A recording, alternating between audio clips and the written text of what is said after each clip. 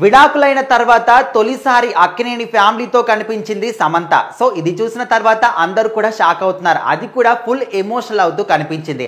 అయితే రీసెంట్ టైంలో మనం ఎక్కడ చూసినా కూడా నాగ చైతన్య శోభిత కనిపించడం, వాళ్ళ ఫ్యామిలీ అందరూ కూడా కలిసికట్టుగా ఎంతో సరదాగా కనిపిస్తూ ఎంతో హ్యాపీగా కనిపిస్తూ ఉన్నారు. సో ఆ ఫోటోస్ అన్ని కూడా మన అందరం కూడా సోషల్ మీడియాలో చూస్తూనే వచ్చాం.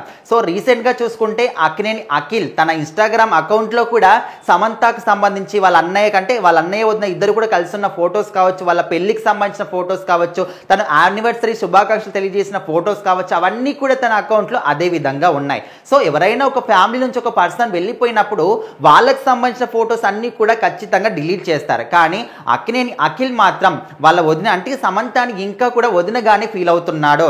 సో తన మీద ఉన్నటువంటి ప్రేమ అభిమానం ఇంకా కూడా అదే విధంగా ఉన్నాయి.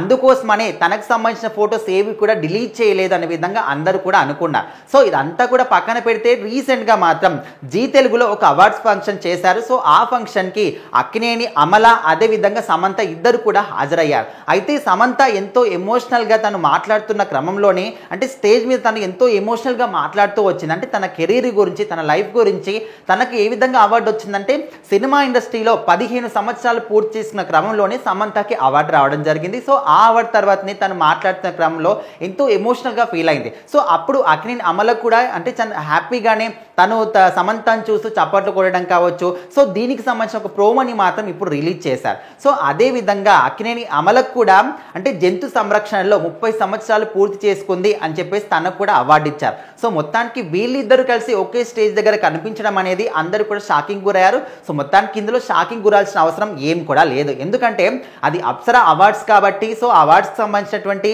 మహిళలందరికీ కూడా వాళ్ళు సాధించిన శిఖరాలు కావచ్చు, సాధించిన గోల్స్ కావచ్చు, వాటి ప్రకారంగా అవార్డ్స్ ఇస్తారు కాబట్టి ఖచ్చితంగా అక్కడ కనిపించడంలో తప్పులేదు. సో దీని అందరూ కూడా ఒకటే ఫ్యామిలీలో కనిపించారు. విడాకుల తర్వాత ఒక ఫ్యామిలీ అంటే అక్కినేని ఫ్యామిలీ దగ్గర సమంత కనిపించింది, కలిసిపోయారు అనే విధంగా మాట్లాడుకుంటున్నారు. ఇందులో ఏ మాత్రం కూడా నిజం లేదు.